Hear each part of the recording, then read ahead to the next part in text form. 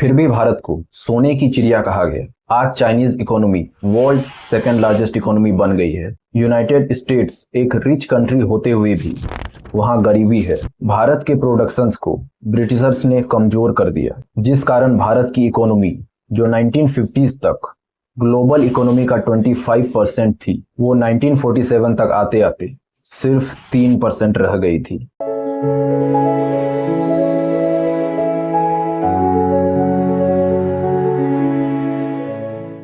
अभी तक पूरी दुनिया में 2 लाख टन सोने की माइनिंग हो चुकी है और भारत की जमीन से सिर्फ 2000 टन सोना निकला है। फिर भी भारत को सोने की चिड़िया कहा गया। सोने की मंदिर और मूर्तियां बनाई गई। हजारों टन सोने को मंदिरों में और राजाओं के पास खजाने के रूप में रखा गया। आखिर कैसे? भारत के पास इतना सारा सोना आया कैसे? एंशिएंट गोल्डन इंडिया को समझने के लिए हमें ये समझना होगा कि आज के देश अमीर कैसे बने। कोई भी देश जब कुछ हद तक आत्मनिर्भर होता है और अपने high value goods and services जैसे semiconductors, crude oil, consumer goods, AI platforms and IT services, aircrafts and engines, इन सारी चीजों को दूसरे देश को बेचता है यानी एक्सपोर्ट करता है, तो दूसरे देश एक्सचेंज में पैसे देते हैं और इन पैसों का इस्तेमाल high value goods and services को अपग्रेड करने में, इंफ्रास्ट्रक्चर डेवलप करने में और देश के दूसरे सेक्टर में डेवलपमेंट के लिए यूज होता है। तब वो देश और डेवलप होता जाता है। इसका सबसे बेस्ट एग्जांपल है चाइना। 1980s तक इंडिया और चाइना की इकोनॉमी लगभग एक ही लेवल में थी, लेकिन चाइना के लॉन्ग टर्म प्लान्स और उनके बेस्ट एग्जीक्यूशन के कारण आज Chinese economy world second largest economy बन गई है। High value goods and services, जिसके कारण आज चाइना, जर्मनी, यूएस बहुत तेजी से अपनी इकोनॉमी बढ़ा रहे हैं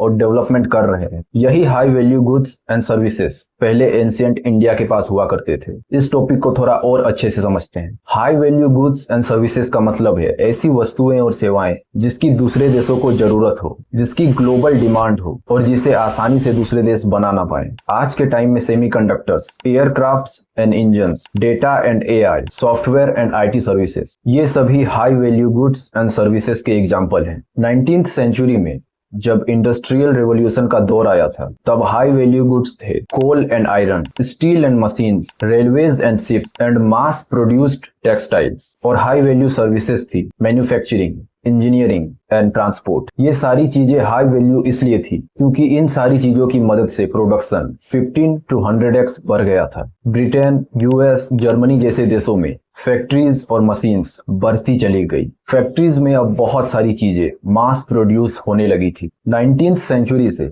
अगर हम 50 साल और पीछे जाए तो ये वही समय था जब ब्रिटिशर्स ने इंडिया को धीरे धीरे कॉलोनाइज करना शुरू कर दिया था। यानी इसी समय से इंडिया का गोल्डन पीरियड खत्म होने लगा। यानी 1750 से पहले हजारों सालों तक भारत एक आत्मनिर्भर और सक्षम देश था। भारत एक मैन्युफैक्चरिंग और ट्रेड हब था।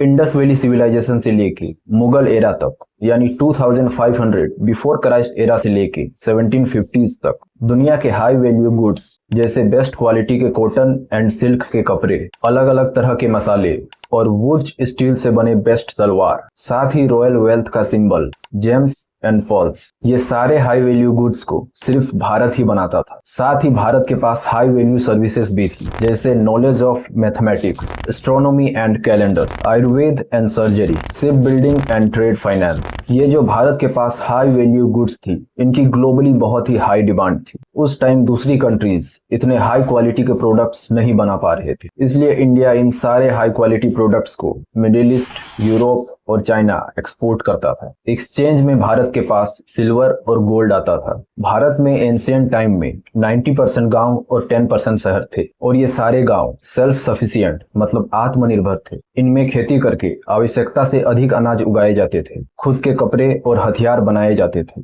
यानी ये गांव प्रोडक्शन यूनिट की तरह काम करते थे।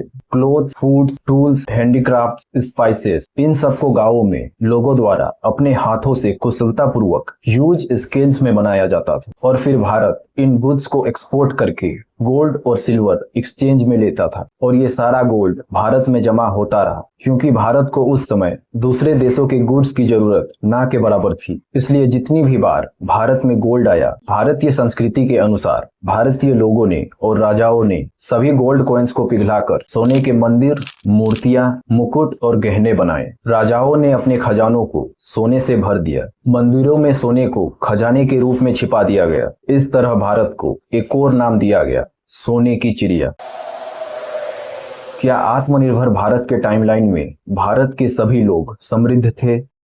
नहीं।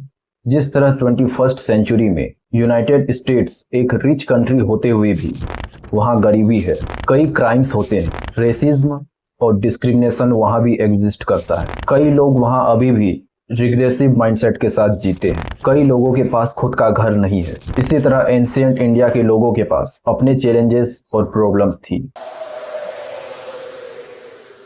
1750s के बाद भारत की इकोनॉमी गिरने लगी। भारत के प्रोडक्शंस को ब्रिटिशर्स ने कमजोर कर दिया और भारत में इंडस्ट्रियल रेवोल्यूशन भी बहुत लेट और धीरे शुरू हुआ, जिस कारण भारत की इकोनॉमी जो 1950s तक ग्लोबल इकोनॉमी का 25% थी, वो 1947 तक आते आते सिर्फ 3% रह गई थी।